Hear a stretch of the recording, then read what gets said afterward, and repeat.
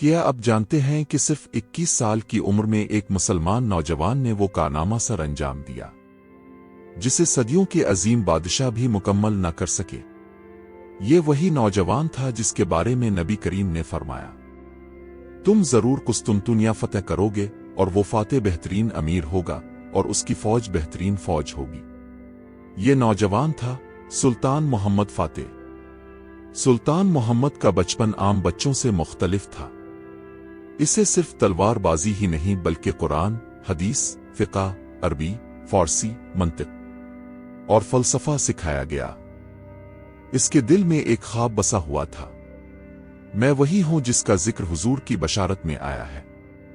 اس کا استاد اسے بار بار قسطنطنیہ کے نقشے دکھاتا اور کہتا، یہی وہ شہر ہے جسے تم نے فتح کرنا ہے۔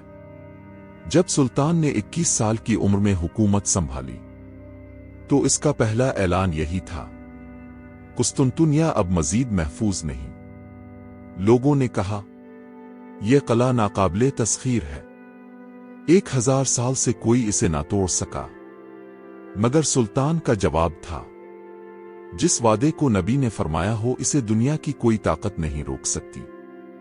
اس نے اپنی فوج تیار کی، ایک ایسی فوج جس کے دل میں ایمان تھا اور بازو میں طاقت۔ سلطان نے تاریخ کی سب سے بڑی توپیں تیار کروائیں، اتنی بھاری توپیں کہ ایک گولہ چلتا تو زمین کانپ جاتی۔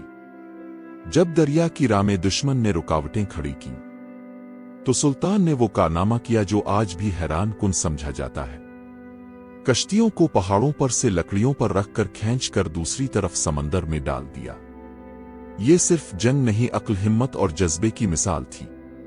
29 مئی 1453 فجر کی نماز کے بعد سلطان محمد نے اپنی فوج سے کہا، آج ہمارا دن ہے، یا تو ہم جنت کے حقدار ہوں گے یا اللہ کے وعدے کے گواہ۔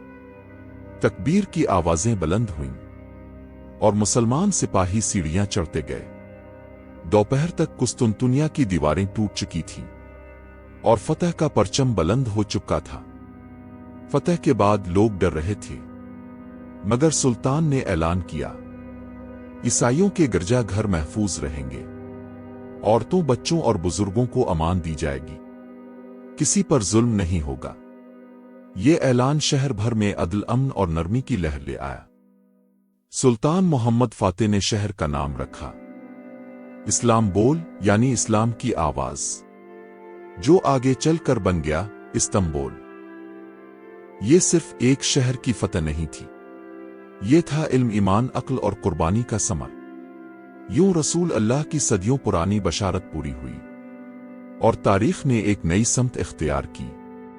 سلطان محمد فاتح، وہ نوجوان جس کا یقین، علم اور جذبہ آج بھی امت کے نوجوانوں کے لیے مشعل راہ ہے۔ اگر آپ کو اسلامی تاریخ کی ایسی سنہری کہانیاں پسند ہیں تو ہمارا چینل تاریخی سفر آپ ہی کے لیے ہے۔ ویڈیو کو لائک کریں، چینل کو سبسکرائب کریں اور اس ایمان افروز قصے کو آگے شیئر کریں۔